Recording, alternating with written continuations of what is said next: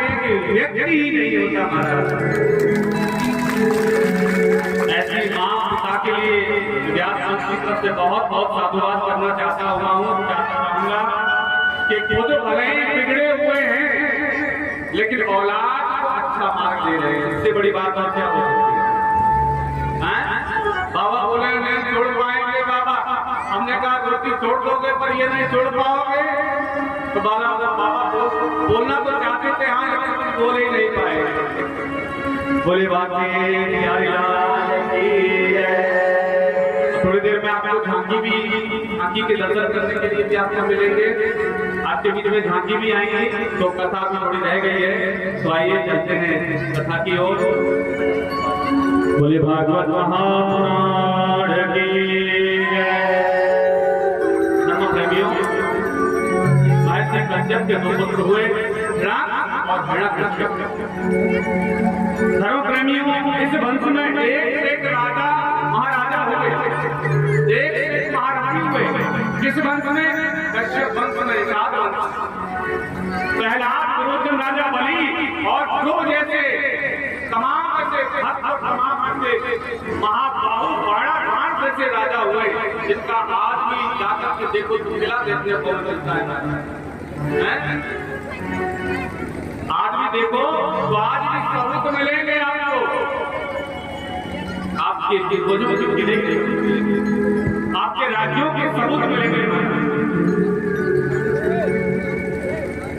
ऐसे ऐसे महारथी आपके समाज में हुए हैं, लेकिन हम अपने आप को जब से भूल बैठे हैं, जब से हम अपने इतिहास को भूल बैठे हैं, जब से हम नीचे नीचे गिरने लगे हैं महाराज। लेकिन आज अपने इतिहास को आपने जाना है, जान रहे हो, साथ में नाम को बताता रहूंगा।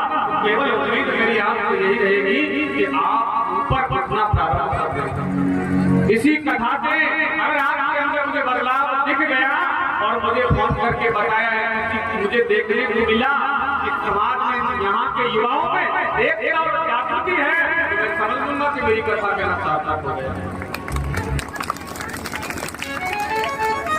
बुजुर्गों की बात मैं नहीं करता, ये तो अब आज है कल नहीं है। बस क्या होगा, आज है कल नहीं है, लेकिन आने वाला वक्त तो बच्चों के हाथ में है ना। आने वाला भविष्य तो युवाओं के हाथ में है ना। अगर युवाओं में भूत डरने लग गई तो समाज प्रगति से रुक जाएगा। इसलिए युवाओं से मैं निवेदन करता हूँ, भले ही आप कहीं भी रहते हो, गाँव में तो रहेंगे ना, कहीं भी किसी चौपाल पर, किसी मंदिर पर, किसी एक जगह एक दूसरे के कॉलोनियों के युवाओं के साथ में इकट्ठे होकर के बैठना सीखो। जब आप एक दूसरे के साथ बैठोगे, जब आप एक दूसरे के साथ में बैठोगे, आप प्रेम बढ़ेगा, आप लोगों में एकता बढ़ेगी, आप लोगों में जागृति आएगी, आप लोगों में शिक्षा आएगी, बोलने का तरीका आप लोग सीखेंगे एक दूसरे से।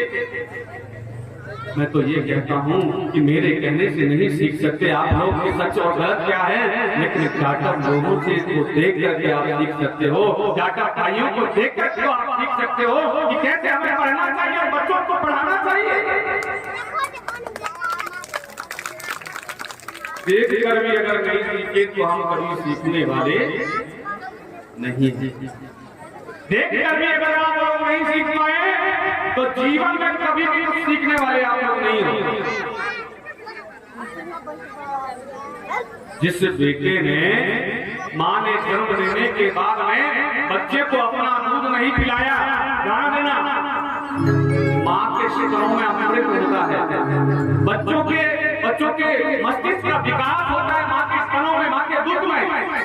और जिस माँ ने अपने बच्चे को स्तनपान नहीं कराया, उस माँ के बच्चे की बुद्धि का विकास हो जाता है, वो कभी एजुकेटेड इंटेलिजेंट नहीं बन पाता।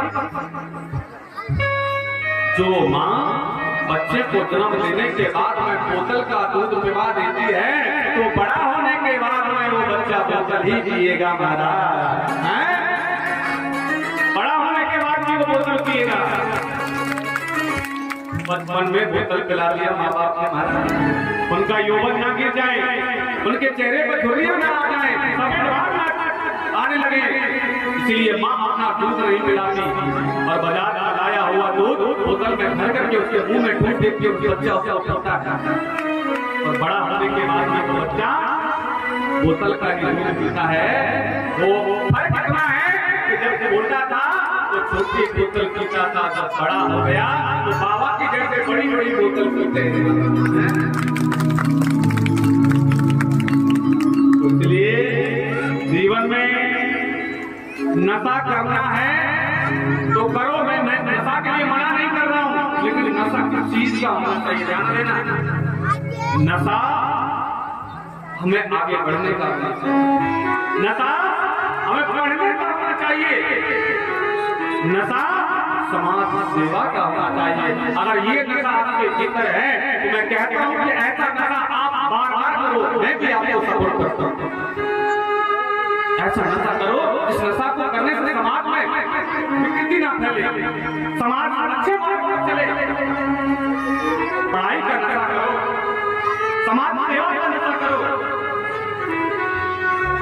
लेकिन पशु बनने का नशा यदि आप लोग करोगे तो आप लोगों में और गली के मोहल्ले के मोहल्ले वालों में कोई कसर नहीं रह जाएगा, आप में और उनमें कोई फर्क नहीं रह जाएगा। इसलिए अपने आप को संभालना है तो पहले अपनी शिक्षा को संभाल लीजिए और आप अपने आप समझते चले जाओगे, समझते चले जाओगे। महर्षि कश्यप की द्वितीय और बड़ी पत्नी हुई, उनके बच्चे हुए। कश्यप के वंश में एक से काफी राजा हुए, ऐसे ऐसे दानी हुए, ऐसे ऐसे प्रतापी जो तीनों लोगों के राजा हुए। महाराज तीनों लोगों के राजा तो भगवान है, क्या हमारी भी समाज के तीनों लोगों के राजा बने थे क्या कभी? अब आप लोग सोच रहे होंगे कि महाराज क्या कह रहे हैं, हम लोग एक खेत के ही मालिक बने बैठे हैं, कहाँ तीनों लोगों की बात कर रहे हो आप हैं? यहाँ एक नीला खेत नहीं है और महाराज कह रहे हैं कि तीनों लोगों के स्वामी बने हुए हैं। तो ध्यान देना, ऐसा वर्णन आता है आपके वंश में ऐसे एक महारथी हुए जिनको राजा बलि के नाम से जाना जाता है, जिनको राजा बलि के नाम से जाना जाता है। धर्म प्रेमियों, लेकिन धर्म प्रेमियों इसी कश्यप की मां कलावती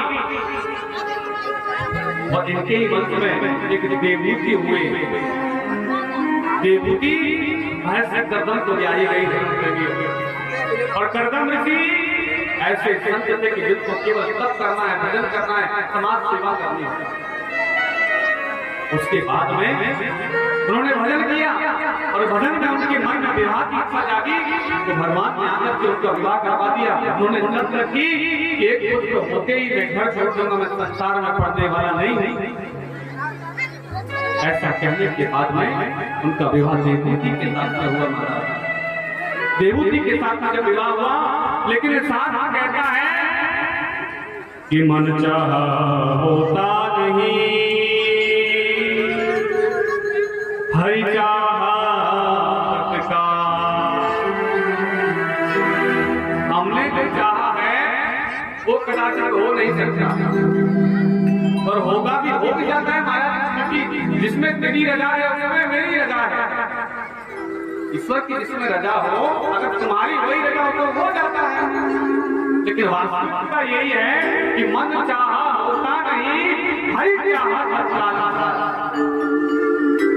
तो उनके घर में एक पुत्र नहीं 9 कन्याओं का जन्म हुआ। तो 9 पुत्री के नाम से कन्याओं का जन्म होता है और 10वें पुत्र के रूप में भगवान कपिलदेव का प्राकट्य हुआ। बोले कपिलदेव भगवान की जय। कपिलदेव भगवान प्रकट हुए। महर्षि कश्यप के पुत्र, उनकी माता कला, उनके वंश में देवूति और उनके पुत्र भगवान कपिल गर्दन ऋषि। ऋषियों की संतान है आप लोग, राजा ऋषि। मैं कहता हूँ कि ऐसा कोई भी शास्त्र नहीं है, ऐसा कोई भी पुराण नहीं है जिसमें तुम्हारा वर्णन ना हो। लेकिन तुम लोग जानना ही नहीं चाहते। तुम लोग सामने वाले को नीचे दिखाने के लिए लगे हुए तो कैसे समझोगे, कैसे जानोगे? आईने के सामने जाकर के खड़े हो जाओ तो तुमको बता देगा कि तुम्हारे मन पर क्या है। लेकिन ये कथा ये एक आईना है, ये तुमको बताना चाहती है कि तुम क्या हो, लेकिन इस चीज को स्वीकार ही नहीं करना चाहते। ये सबसे बड़ा दुर्भाग्य है। स्वीकार करो धर्म प्रेमियों। माता कि यहाँ पे भगवान कपिल देव का जन्म, और कपिल देव का जन्म होने के बाद में माता चौकी पर बैठा देती है, चंदन तिलक पूछती है कि मैं जानती हूँ कि आप साक्षात ब्रह्म हो और मेरे पुत्र बनकर के तुम आए हो, लेकिन आज मेरी जिज्ञासाएं मन में चल रही हैं, ऐसे ऐसे प्रश्न मेरे मन में चल रहे हैं। हो सकता है कि आप लोगों की भी मन में कहीं ना कहीं प्रश्न हो। मैं जानना चाहता हूँ।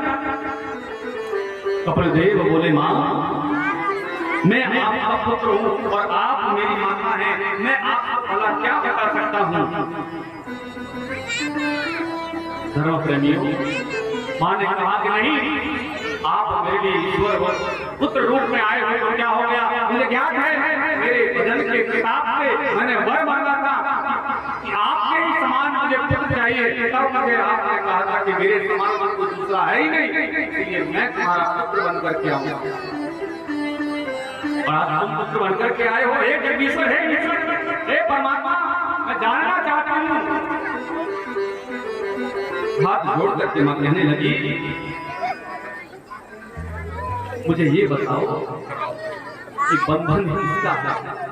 आत्मा का या मन का?